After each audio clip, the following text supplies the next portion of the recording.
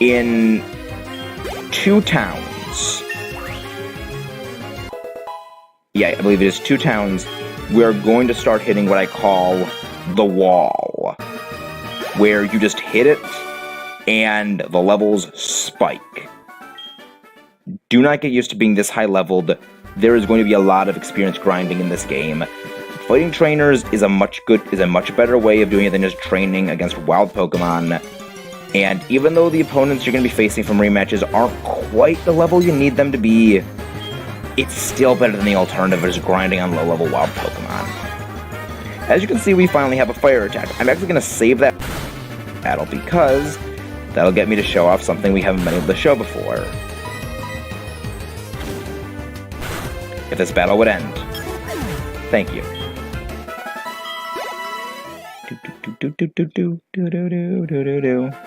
Actually, I probably should heal up first. Heal up Firestorm.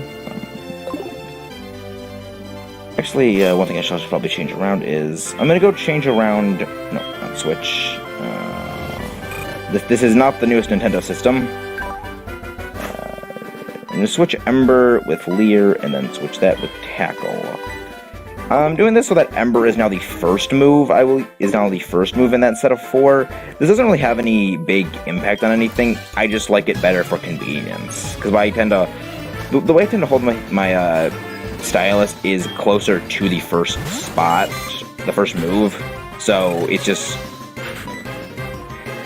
now, as you can see, that sound effect shows that does more damage. That sound effect hears, or rather than shows, that we will do more damage.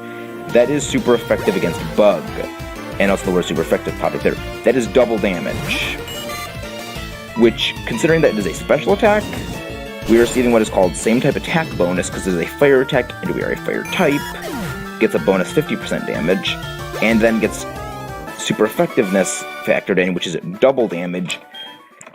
That is 3 times base damage. That is compared to a weaker attack stat with Tackle, no type effectiveness, and no stab. Now that we have Ember, we're going to be destroying things. And we got another potion. Now that we're on a new route, there's going to be a whole bunch of new encounters for us here. I'd like to go over those now. Starting off our Route 30 new encounters, we have in SoulSilver, Weedle. Early game bug poison type we all know and love. Its starting stats aren't outstanding, but as an early game bug Pokemon, it evolves fully at level 10.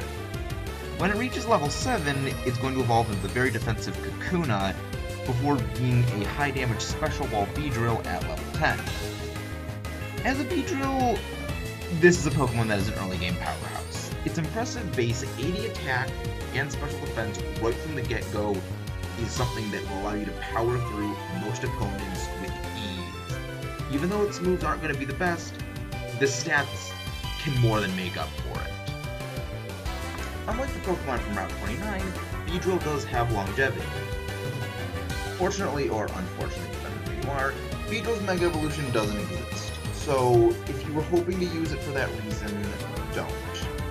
Even still, it's got good stats. Early on, it's helpful. I've used one in the playthrough before, and it served well. Beedrill's a great Pokemon and a solid choice. Too bad it gets overshadowed by, well, another bug type, first generation. Moving on to the HeartGold exclusive Gen 1 bug type, we have Caterpie. While lacking the poison typing that Weedle does, Caterpie isn't useless. Its main selling point, much like Weedle, is that it evolves early game. At level 7, it's a Metapod, which, much like Kakuna, is very defensive. After evolving to a Butterfree at level 10, it becomes a very powerful special attacker in contrast to Weedle being a physical attacker.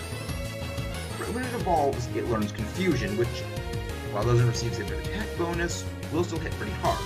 After learning Gust and Bug Buzz, it's going to be hitting even harder, which makes it very useful in battle.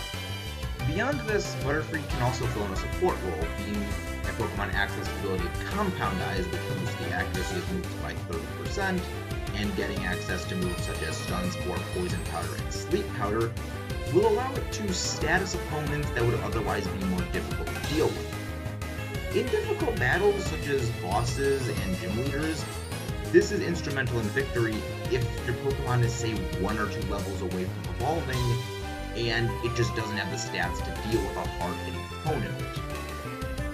All in all, Butterfree is a very good addition to the team. Much like Beedrill, I've used it on a previous playthrough team, and it did not disappoint. Up next, we have the Bug Poison type exclusive of HeartGold, Spinarak, and later Ariados at level 22 is a pretty strong physical attacker early on, outclassing Beedrill with 10 more attack points and a higher physical defense. While this does come at the cost of speed and special defense, that isn't going to be particularly important for a while. If Leech Life had gotten its Generation 7 buff, where it got boosted from 20 power to 80 power, I would say this is a must-have on any team. But since that doesn't exist right now, the best offensive bug type move it's going to get is Bug Bite. While it may lack offensive power, it has the nice effect of stealing a target's health berry, which can make certain battles very annoying to deal with. It also, to make up for its very poor speed and weakness to Psychic, gets access to the priority move Shadow Sneak. Considering most Psychic type and even Ghost types have poor defenses, this can more or less take them out in one hit or deal substantial amounts of damage to them.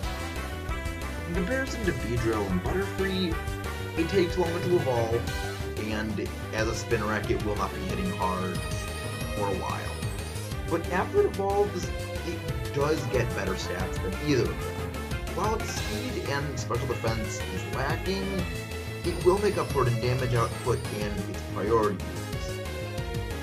And now back to the SoulSilver exclusives. Much like how HeartGold had a Bug Poison type, SoulSilver has a Bug Flying type. However, unlike Ariados and Spinarak, Ladybug and later on Lydian are outclassed by Butterfree. It's oddly a massive special defense wall as a limit, having an impressive 110 base special defense with very high speed. However, it has an abysmal 35 attack and 50 defense.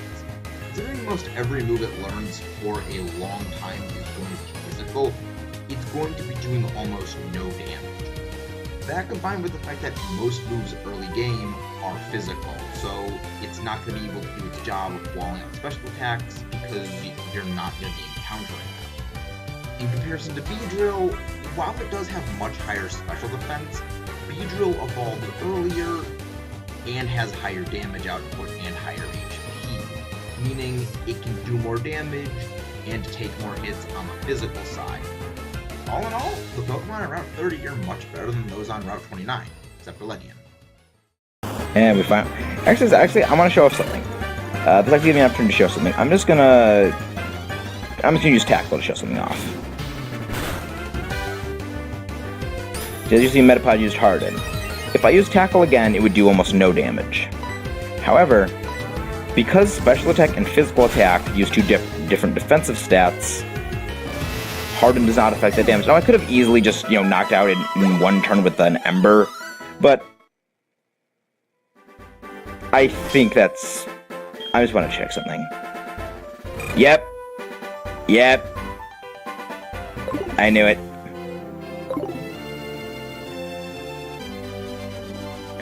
The defensive stats are Special Defense and Defense. Any boost to Special Defense and any boost to Defense are separate. And any attack that deals special damage is covered with Special Defense. There's a few exceptions these days, but in this generation, and holding true for the rest of the series, in most instances, Special Attack and Special Defense go together, and Physical Attack and Physical Defense go together. Now, that cave, the Dark Cave, I'm not going to go exploring it yet, because first of all, I want to get this Pokeball, and second, I want to talk to this guy.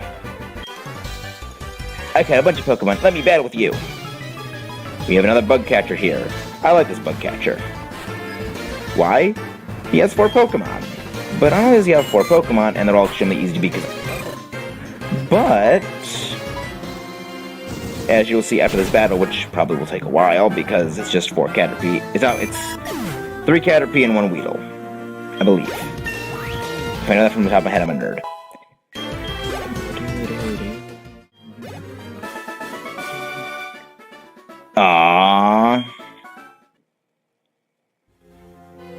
You're awesome. I like you. I look for Pokemon every day. When I'm in the tall grass, I find all kinds of berries. If you'd like, I can share some. This guy, Bugcatcher Wade, will give us berries. He will also rematch us. So, that's very good. That is something very, very good. You have another apricorn tree. You have a bulk apricorn. So it's a large apricorn? Hello everyone, Maxis back here. Last time on HeartGold and SoulSilver, we did a lot of backtracking. And did a bit more exploring. And now it's time we do a lot more exploring with going into this dark cave. That is known as the Dark Cave. You cannot see anything in here, as I showed off a little bit yesterday, but just didn't explain. This fire, the light is not from Cyndaquil. I kind of wish it was in kind of that realistic way where you having a fire does light things up more, but it doesn't work that way. There is a move we will be getting soon-ish that will make this place a lot easier to explore. But because this place doesn't really have a lot to offer, I don't really think it's necessary. And plus, it's not like in some games where, oh, you haven't gotten this thing, going to make it so you can't explore this dungeon even though you can plainly see part of it. No, you actually can explore this entire dungeon without needing the thing that illuminates the rest of it. If you either have a map or you just know it that well, you can explore this entire place if you do know it that well. Personally, I'm not going to explore this place because I just know that up here, there's an item, another potion, and really not much else in here. There's a few Pokemon in here that are of note, actually, well, two of them. Yeah, this one in particular, Zubat. And the third one is not. At all. Well, it is of note, it's just of note because of how unnoteworthy it is. Starting off our Dark Cave encounters, we have Zubat. I know what you're all thinking. Really? Zubat? Aren't these things just so annoying and stupid? Not really. Zubat is actually pretty good. It starts out with pretty abysmal stats, and honestly, it has Leech Life, which is not the Gen 7 Leech Life we've all come to know and love. It's the Gen 1 through 6 Leech Life, which honestly sucks pretty horribly. But if you can manage to get your Zubat up to level 22, it evolves into Golbat. Manage to raise that Golbat's happiness up to maximum. By level 23, you can have a fully evolved Crobat. This thing is fast. Probably one of the fastest things you'll see in this game, pretty much until the end of the game. With that high speed, it can do some damage. It has a pretty good attack stat, and combined with some good physical moves of both the poison and flying type, it can learn very useful moves like HM Fly, which we aren't going to be seeing for a while, but it can learn that, and with that high speed and high attack stat plus stab, it can hit pretty hard. It learns also a very rare move, Cross Poison, which has a high critical hit chance and can inflict poison, in addition to Poison Fang, which can also inflict badly poison status. This thing tends to go first, hit really hard, or inflict status conditions to either soften an opponent up for another ally to beat, or outright beat it themselves. It's not only a glass cannon because its typing is actually pretty good. It resists multiple types while being able to super affect most of those, so it can do a bit of bulk despite its less than bulky stats when it comes to those resisted types.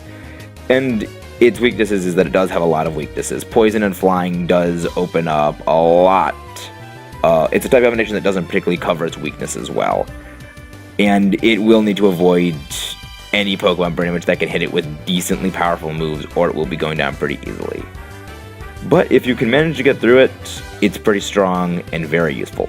However, I would not recommend catching a Zubat right now and working on getting its happiness up to evolve it, as in the town after Violet City, there is an item that allows you, well, not an item, it's a Pokeball, that allows you to catch Zubat with the happiness stat almost finished getting to the level you need to evolve it into Crobat. I've known a lot of people who got a Zubat right now thinking, oh, I'm going to get a Crobat so early on because they played the original Gold, Silver, and Crystal, didn't know about this item and that you could easily get it now, and spent hours running back and forth between routes to try to get the happiness of their Golbat up, and then to get their Crobat, which, I mean, it's pretty good. It's really strong, especially for some things coming up, but it was pretty funny when they could have just used this Pokeball, caught the Zubat, and spent probably much less time just needlessly grinding. And our next Dark Cave encounter is Dunsparce. I want to like this thing. It has the great ability of Serene Grace. This doubles the chances of secondary effects happening on moves, and this thing has access to a gargantuan move pool with moves that have secondary effects. Flamethrower, Fire Blast, Thunder, Thunderbolt, Ice Beam, Rock Slide, and many, many other moves. But the one thing that holds this thing back are its stats. They are so bad. It cannot take advantage of any of these effects. The flinch chance on moves like Rock Slide don't happen. It probably won't be able to survive long enough to inflict paralysis with moves like Thunderbolt or Burn with Flamethrower. And all around, it really just can't live up to the potential it has. A lot of people say it is the embodiment of wasted potential, and it really is. I mean, the only thing it has going for it, aside from its great ability and its fantastic stats, is it only has one weakness in fighting. But we're going to be encountering a fighting type specialist, not too soon, but soon enough to the point where Dunsparce really won't be able to deal with it well, as well as many of those great moves that Dunsparce's Serene Grace ability can take advantage of are locked into post-game. I seriously feel like they did everything they could to disadvantage Dunsparce. It truly is the embodiment of wasted potential. Wait, no, embodiment of wasted potential is Gen 6. Same difference, really. So, that's really all Dark Cave has to offer.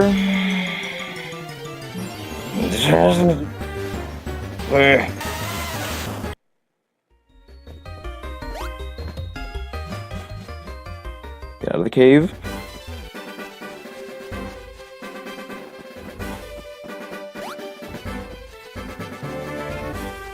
What's this get us to say? I found a good Pokemon in the Dark Cave. I'm gonna take it and raise it and take it to Falkner. He's leader of the Violet City Gym. That's some good information. Falker. I was calling him Falkner because, like, it's based on the word falcon, but, you know, like, falconer as in someone who, you know, uses falcons and trains them, but it's Falker, so I just, you know, Falker. There's another term that I could use. It would sound very, very vulgar. Something needs the versus recorder, otherwise completely useless because online was turned off many, many years ago. This game being outdated. I don't like how in all the Pokemon games, a character gives you the versus recorder or some other item like it in the beginning of the game, because years online it does get turned off. You can only do local multiplayer now, and even then, most players don't do it anymore because it's, well, quite honestly, many people don't play HeartGold, SoulSilver, and even Generation 5 games anymore because, well, they're outdated. And if something is outdated, that immediately means it's bad. That's a bad mentality to have. Things that are outdated aren't bad. I mean, look at a lot of NES games. I mean, yeah, a lot of them are outdated, but some are still fun, like Mario. Well, we have made it to Violet City. There's a lot to do here. It's actually pretty big. In comparison to Grove, it's huge. There's a lot of stuff to do here. There's the Pokemon Center. The Pokemon Center and the Pokemon are not different from each other. I mean, there's that person on the top, but they don't really do anything. There is this gym. This is the gym. I mean, it's a big, important looking building. Falker. The Elegant Master of Flying type Pokemon. This is the trainer school. Every single game has it. Generally, this isn't actually the second town, but it's actually the third one in this game. Earl will show you all there is to Pokemon. No, that's my job. My job is to show all there is to Pokemon, and my name is not Earl. This is the chalk. Let's go with the chalkboard here. Or the blackboard, even though it looks green. What about beta status? Which topic read? Poison. If poisoned, a Pokemon will suddenly lose HP. If poison lingers after battle, and lose HP as you walk. To cure it, use an antidote. Topic, paralysis. Reduce the speed and may prevent movement. Otherwise, and also completely broken and competitive. They had to nerf the heck out of it. Paralysis remains adverse, but there is a Partles heal. Read which topic next. Sleep.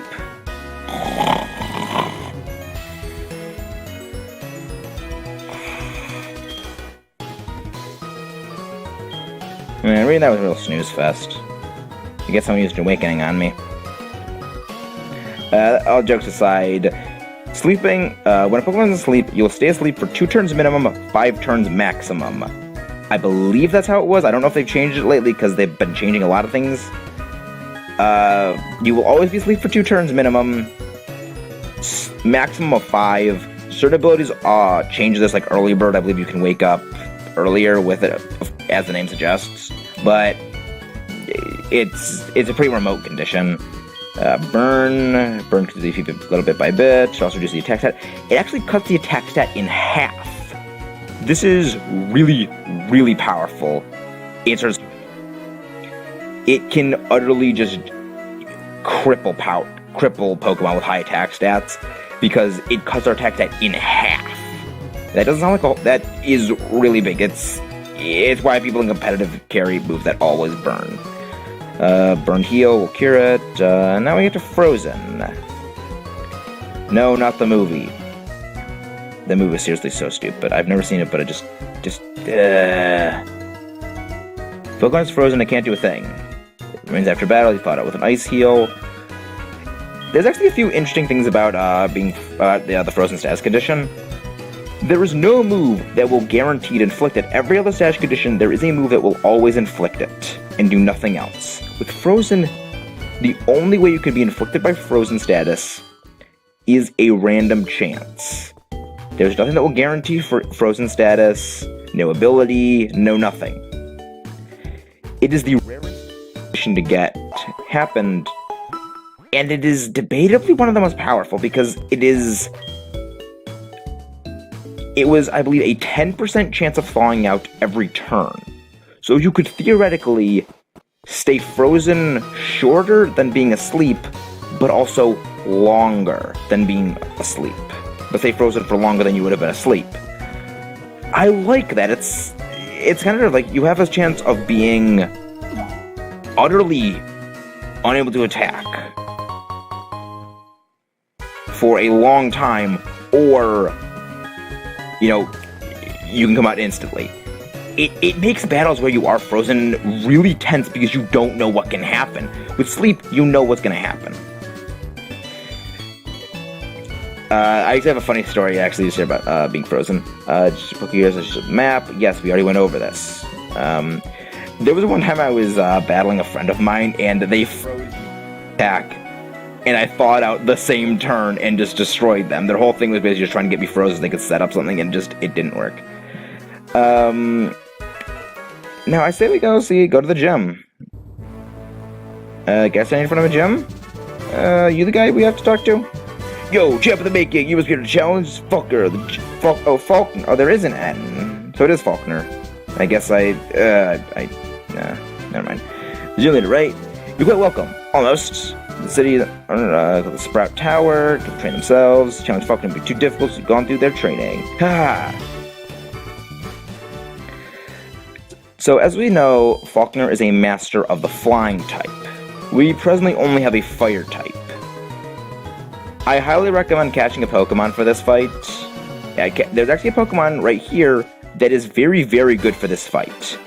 And because this is a Pokemon that I also do happen to like a lot, I'm actually going to save and try to catch it. I have had very, very bad luck catching this Pokemon in previous attempts at recording this, where it would take sometimes an hour to find one, even though it isn't that rare, statistically speaking. I just get really, really unlucky. So I'm saving right now so that I don't level grind to an insane degree and just get too absurdly powerful. Starting off our encounters, here we have Murray. Murray. I love this Pokemon. It's such a bizarre electric type in that it's not the speedy special attacker most people assume when it comes to electric types, but rather it's a slow, bulky electric type with high special attack that electric types are known for. Because it only has one weakness in ground, which really isn't too common, and because electric doesn't affect ground, you wouldn't be using it against it anyway. So it's not going to have too many disadvantageous matchups. Early on, a good number of Pokemon you're encountering and likely will be using are weak to flying, which the first gym is. And because electric resists flying, that immediately makes it useful from the get-go against this gym. You pick Chikorita, or you caught some bug types on the first few routes, and you want an electric type to deal with those Pokemon it can't deal with, Mareep is immediately useful for that. Beyond that, Mareep does have a good number of advantageous matchups. At level 15, it evolves into Flaffy. It keeps that bulk, gets a bit higher special attack, keeps the same ability in Static, which inflicts paralysis 50% of the time. Not 50% of the time, it seems like 50% of the time, but 30% of the time when you or an opponent makes physical contact with it. I would recommend not evolving Mareep into Flaffy, or at level 30 evolving your Flaffy into an Ampharos, as Mareep learns a lot of different moves. Not even just electric moves, but bug and rock moves, which are special attacks and also are pretty strong.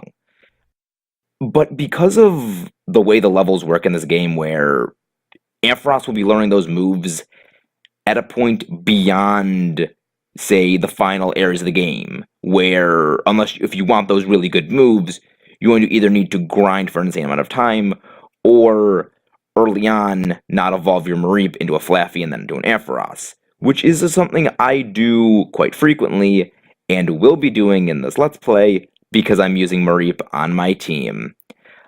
I've always loved this Pokemon. I've used it numerous times, and I feel a lot of people do love Mareep, but that's because it's a great Pokemon. It's great in attacking with its really strong electric moves, it has great type coverage with some of its other attacks, and it's just a very appealing Pokemon.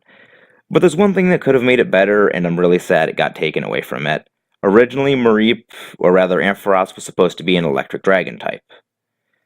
This was one of the few Mega Evolutions that I'm actually okay with because it makes sense to what Ampharos was originally supposed to be. And I'm glad that we have a Pokemon, finally, that we've encountered so far, that is good without the reputation its Mega Evolution has earned it. Finally, I found the Mareep. Now, I am not taking any chances. Okay, that's good. Good, it's hitting with Growl. Hope I don't get a critical hit. Good. Yeah, good thing I went over paralysis.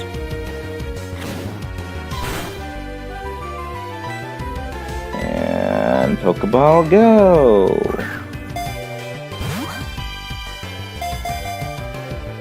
One, two, three.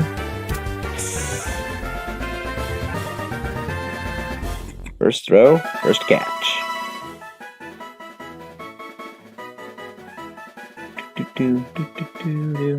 Mareep's data has been added to Pokedex.